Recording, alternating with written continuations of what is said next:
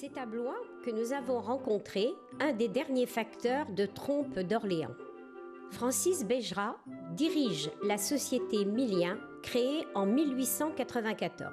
Passionné par son métier, il nous donne quelques secrets de fabrication de cet art ancien. Marteler le pavillon et le métal confère une sonorité et une vibration au métal qu'on n'a pas avec un métal qui n'est pas martelé. Deux techniques de fabrication différentes. Je vais vous montrer celle la plus traditionnelle, celle qu'on utilise pour les instruments de haut de gamme.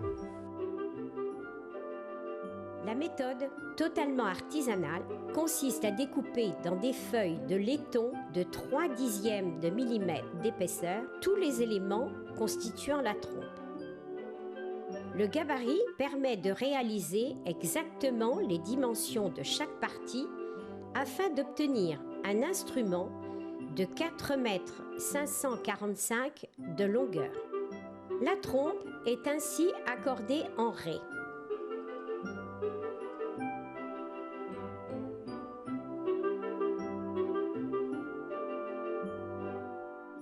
Environ 15 heures sont nécessaires pour fabriquer la trompe dont Francis doit découper au millimètre chacun des éléments. L'instrument haut de gamme, exigé par les meilleurs sonneurs, nécessite une précision extrême pour chaque opération et une expérience de plusieurs années.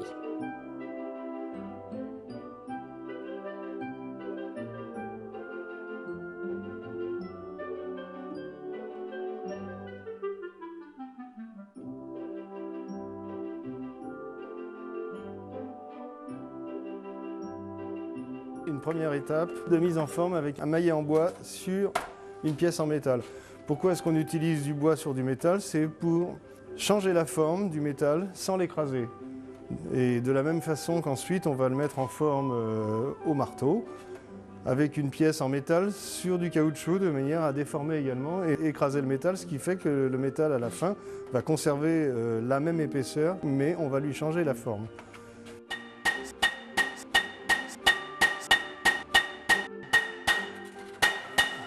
Entre chaque étape, on prend un gros chalumeau et on rougit le métal de manière à le rendre mou. Lorsqu'on rougit le laiton, ou le cuivre, ou les métaux non ferreux en général, le métal devient mou.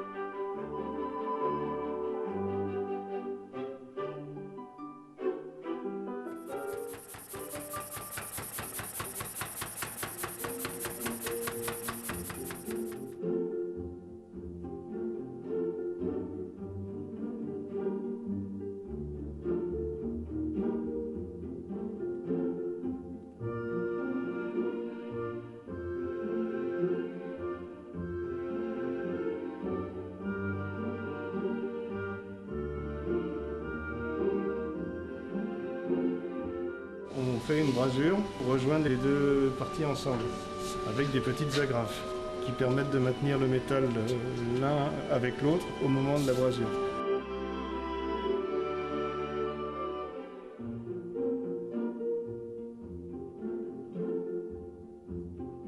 Le bourrelet, résultant du brasage des agrafes fixées sur les 2 pièces rapportées pour former le pavillon, est martelé grâce à un maillet en fer.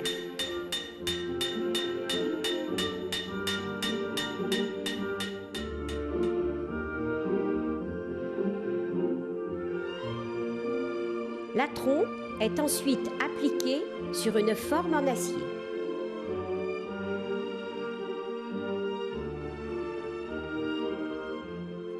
Le martèlement progressif du pavillon fait disparaître les bosses tout en respectant son diamètre exact.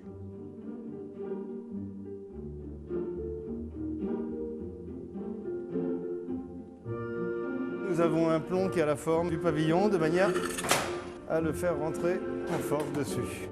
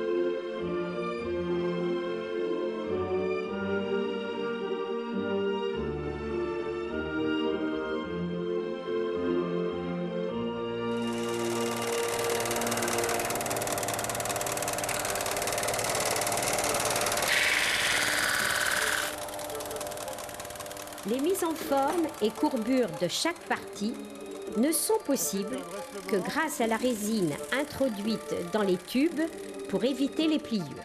L'ensemble chauffé éliminera totalement la résine. Ces opérations nécessitent plusieurs heures.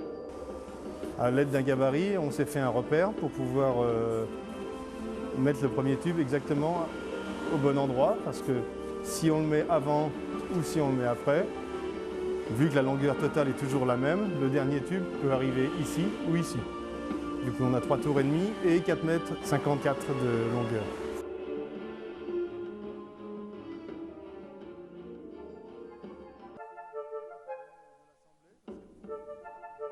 Après, je mets de l'eau pour refroidir la soudure. Et là, maintenant, la soudure est entre les deux pièces. On la voit pratiquement plus, mais elle disparaîtra complètement au polissage, qui sera l'étape suivante.